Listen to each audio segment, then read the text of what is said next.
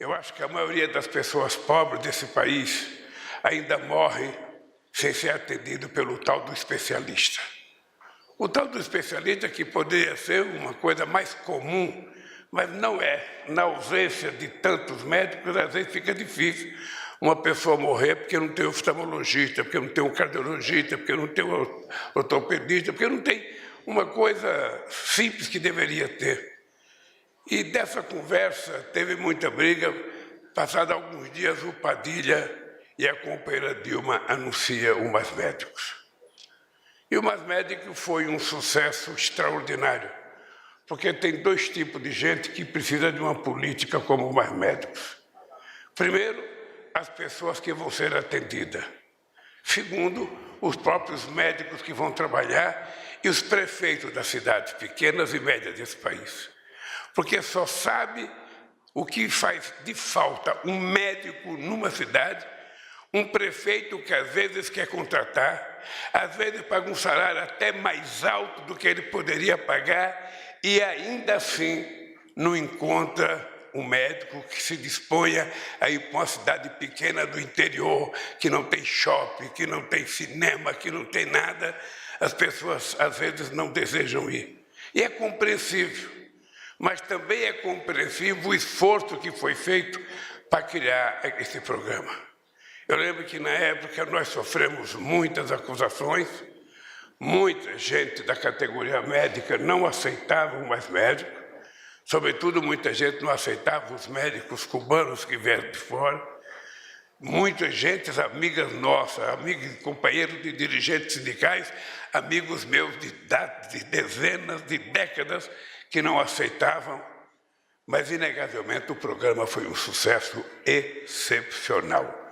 Poucas vezes o povo pobre, que mora nas cidades pequenas desse país, tiveram o tratamento que tiveram depois que nós colocamos os Mais Médicos para funcionar. E ele está voltando agora com um cuidado excepcional, um cuidado muito grande. Nós queremos que todos os médicos que se inscrevam sejam brasileiros. Esse é um esforço comum da nossa ministra, esse é um esforço comum do edital, de garantir que os médicos que se inscrevam sejam médicos brasileiros formados adequadamente. Se não tiver condições, a gente vai querer médicos brasileiros formados no estrangeiro, ou médicos estrangeiros que trabalham aqui. Se não tiver, nós vamos fazer chamamento para que médico estrangeiro ocupe essa tarefa, porque o que importa para nós não é apenas saber a nacionalidade do médico, é saber a nacionalidade do paciente, que é um brasileiro que precisa de saúde.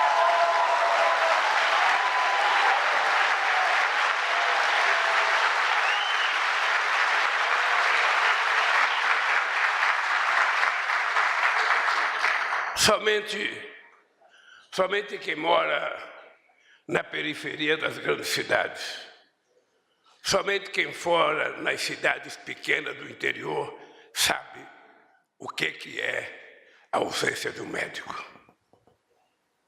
Sabe o que é uma pessoa começar com uma pequena dor de cabeça, depois vir a falecer porque não tinha ninguém para fazer uma consulta e receitar um remédio. A história que essa menina nos contou aqui, pode ficar certo, Messias, que é a história de milhões de pessoas ainda hoje nesse país. Porque muitas vezes a gente que mora nos grandes centros urbanos, ou sobretudo quem mora aqui no Plano Piloto em Brasília, não se dá conta da realidade do que é esse país longe do poder. Não se dá conta. Tem hospitais maravilhosos, tem médicos maravilhosos, nós já avançamos de forma extraordinária, temos uma qualidade de medicina excepcional para quem pode pagar. Quem não pode pagar, nós ainda estamos muito atrasados, inclusive nós temos que ter o cuidado de formar as pessoas para entender os problemas sociais desse país. Por isso, o dia de hoje, querida ministra, é muito importante. Eu sei que para você, eu digo para mim, mas sobretudo para as milhares e milhares de prefeituras que estão pedindo a Deus que esse programa seja lançado logo. Ou seja, tentaram acabar com mais médicos, tentaram vender toda a imagem negativa dos mais médicos, de forma pejorativa, agredir, não tiveram sequer vergonha de pedir desculpas aos médicos cubanos que foram embora desse país.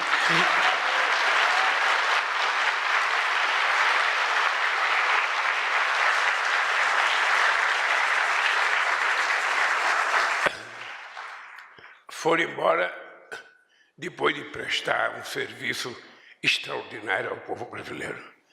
Quem mora no interior sabe do que eu estou falando. Por isso, eu vou dizer para vocês, os mais médicos voltou. E não há ocasião melhor para expressar minha mais profunda gratidão aos trabalhadores e às trabalhadoras da saúde deste país. A gratidão que não é apenas minha, mas de milhões de brasileiros e brasileiras que sobreviveram e que tiveram as vidas de seus entes mais queridos salvas por esses profissionais num dos momentos mais dolorosos da nossa história recente. Se não fosse a extraordinária dedicação dos heróis e heroínas do SUS, muitos dos quais perderam a vida no enfrentamento à pandemia, as consequências seriam ainda muito mais trágicas. É essa a imagem que ficará para a história. Médicos, médicas, enfermeiros e enfermeiras do SUS, arriscando suas vidas para salvar outras vidas, seja nos hospitais públicos, dos centros urbanos, seja no Brasil mais profundo.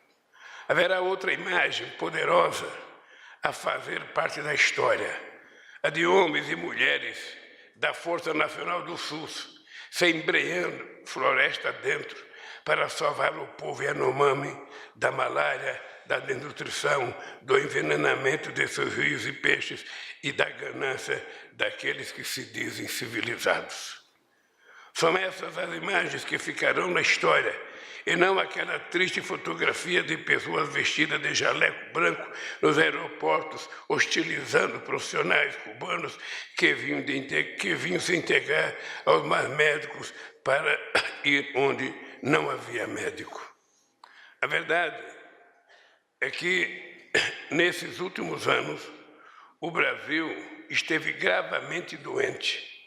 Éramos um país adoecido pelo ódio político, pelas mentiras e pela ausência de humanidade. Mas hoje nós estamos aqui para dizer um alto e bom som. A saúde voltou, os mais médicos voltou e voltaram para ficar definitivamente nesse país.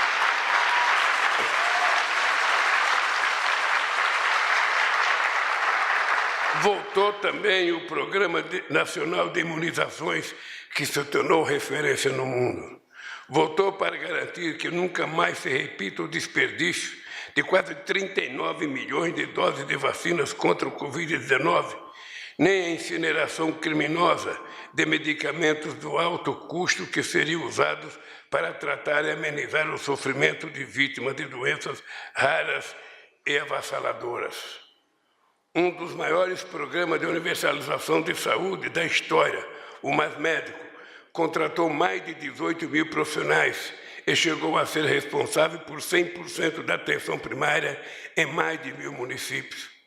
Beneficiou, na época, 63 milhões de brasileiros e brasileiras, homens e mulheres e crianças que, mesmo doentes, eram obrigados a viajar longas distâncias a pé, em barcos ou na carroceria de caminhões em busca daquilo que era dever do Estado e que, graças aos mais médicos, passaram a contar com atendimento a pouca distância de suas moradias, quando não na porta de suas casas. Quantas vidas foram salvas? Quanto sofrimento foi evitado? Quantas doenças foram detectadas antes mesmo de se manifestarem? Por isso, o Mais Médico voltou. E voltou ainda mais forte, com maior número de profissionais e incentivos para médicas e médicos brasileiros formados em nosso país. O Mais Médico votou porque a saúde não pode ser refém de teto de gastos, juros altos ou cortes orçamentários em nome de um equilíbrio fiscal que não leva em conta o bem mais precioso que existe, que é a vida humana. Esses dias, discutindo um pouco com os companheiros do governo, eu estava dizendo, companheira, que nós vamos ter que mudar a nossa cabeça e mudar alguns conceitos que estão na nossa cabeça. E é urgente a gente mudar para a gente poder valorizar aquilo que vai ser valorizado. Ou seja, você não pode tratar a educação como gasto. Você não pode tratar a saúde como gasto, porque não tem investimento maior do que você salvar uma vida, do que um cidadão estar pronto para o trabalho. Ou seja, como é que você pode colocar uma coisa como a saúde dentro do teto de gastos? Ou seja, qual é o preço que você paga de não cuidar das pessoas na hora certa? Aliás, o Brasil é especialista nisso. Toda vez que a gente vai discutir um avanço social, aparece alguém da área econômica para dizer, mas esse é o gasto, a gente não pode gastar, não tem mais como gastar. As pessoas significam quanto gastou, quanto custou ao Brasil a gente não fazer as coisas no tempo certo. Quanto custou ao Brasil a gente não cuidar da saúde mais rápido? Quanto custou para o Brasil a gente não alfabetizar o povo na década de 50? Quanto custou para o Brasil não fazer a reforma agrária no tempo de 50? Quanto custa esse país não ter acabado com o preconceito racial nesse país? Quanto custou esse país não tratar as mulheres com o respeito que elas merecem, como uma parte do mundo avançou? Ou seja, tudo nós é sempre atrasado. E tudo nós é sempre atrasado por conta do gasto. Então, nós precisamos arejar a nossa cabeça. Os cursos de economia daí para frente precisam mudar. O que é custo, e o que é gasto, e o que é investimento. Porque não tem nada mais precioso do que investir para que uma pessoa pobre possa comer 3 vezes ao dia. Não tem nada mais precioso do que você educar uma nação para que as pessoas não tenham preconceito pela cor das pessoas, pelo berço que as pessoas nasceram, pelo grau de instrução das pessoas. Por isso é que nós temos que mudar o nosso conceito do que é gasto e do que é investimento. E eu acho que tudo que é feito para educar o povo, para formar o povo e para cuidar da saúde do povo, a gente tem que ver sempre como investimento. Quanto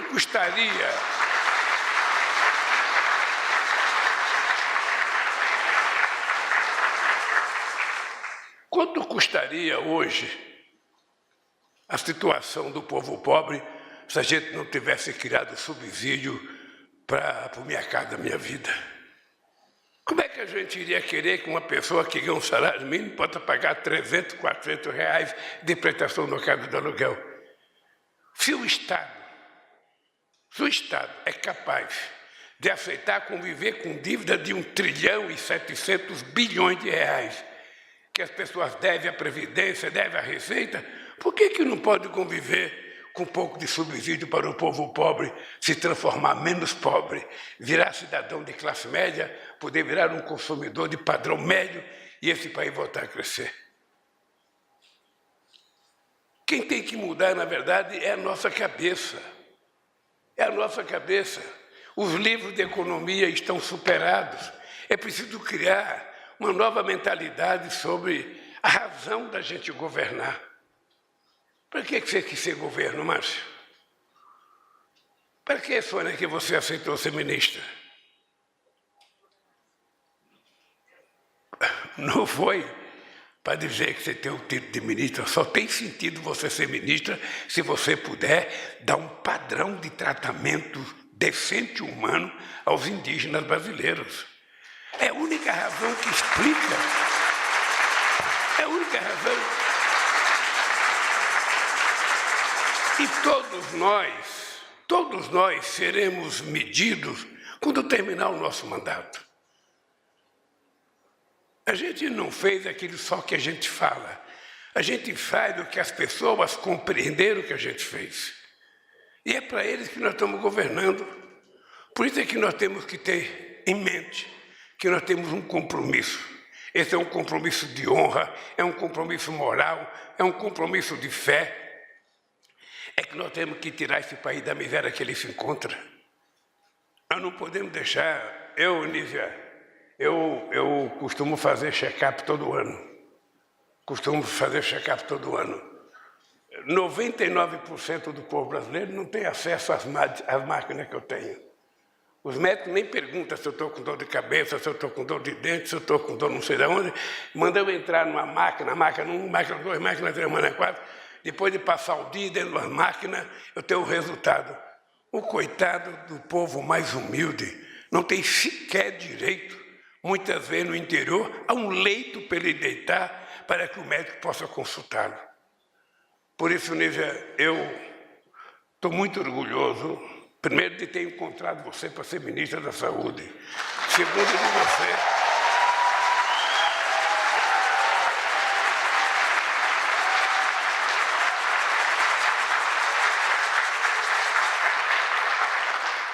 Minhas amigas e meus amigos, a Declaração Universal dos Direitos Humanos determina que todo ser humano tem direito a um padrão de vida capaz de assegurar a si e a sua família saúde e bem-estar, inclusive alimentação, habitação, serviços sociais e cuidados médicos. Isso está na nossa Constituição. Isso não está num livro de outro país, está na nossa Constituição. A Constituição brasileira de 88, que criou o SUS, estabelece que a saúde é direito de todos e dever do Estado, e que isso deve ser garantido por políticas sociais e econômicas, reduzindo o risco de doenças e promovendo acesso universal e igualitário às ações e serviços para a promoção, proteção e recuperação da saúde. Nenhuma religião prega que o ser humano deve renunciar à sua saúde e ignorar o sofrimento do próximo. Em nenhum lugar está escrito que a saúde deve ser privilégio de quem pode pagar por ela. No entanto, sucatear a saúde pública, desarticular políticas, ações e programas de comprovada eficácia e alcance universal, desacreditar a medicina e negar as vacinas que poderiam salvar centenas de milhares de vidas, significa exatamente isso. Deixar os mais pobres entregues à doença que poderiam ser tratadas e evitadas caso eles tivessem dinheiro. Um dos maiores escritores brasileiros de todos os tempos, Guimarães Rosa, escreveu: qualquer amor já é um pouquinho de saúde, um descanso na loucura. E todos nós queremos ter um pouco de amor, portanto, todos nós queremos ter um pouco de saúde, porque isso significa um descanso na nossa loucura.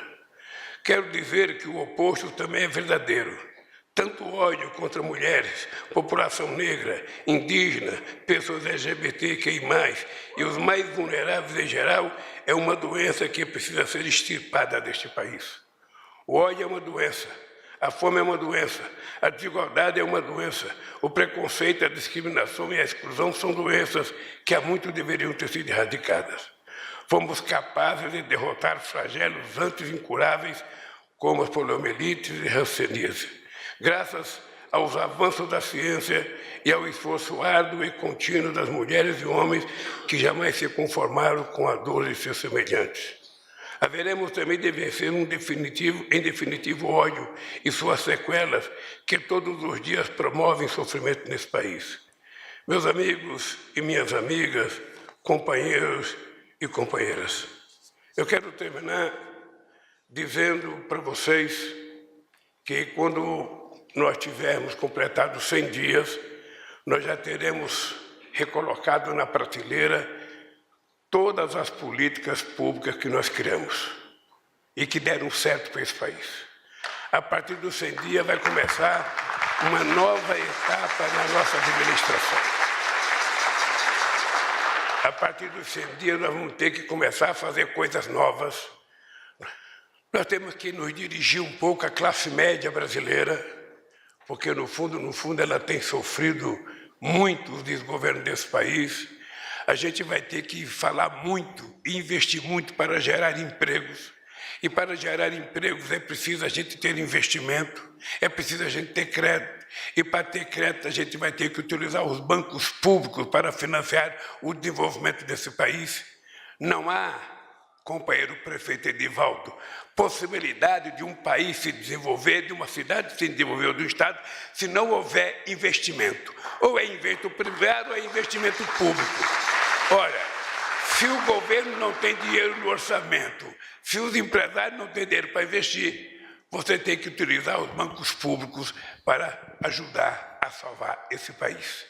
E tudo isso vai começar a partir dos 100 dias, porque nós haveremos de construir um novo Brasil. E, sobretudo, com o povo mais saudável, o povo andando de cabeça erguida, curado, o povo sorrindo com todos os dentes na boca, a gente vai fazer esse país muito melhor. O Bege sabe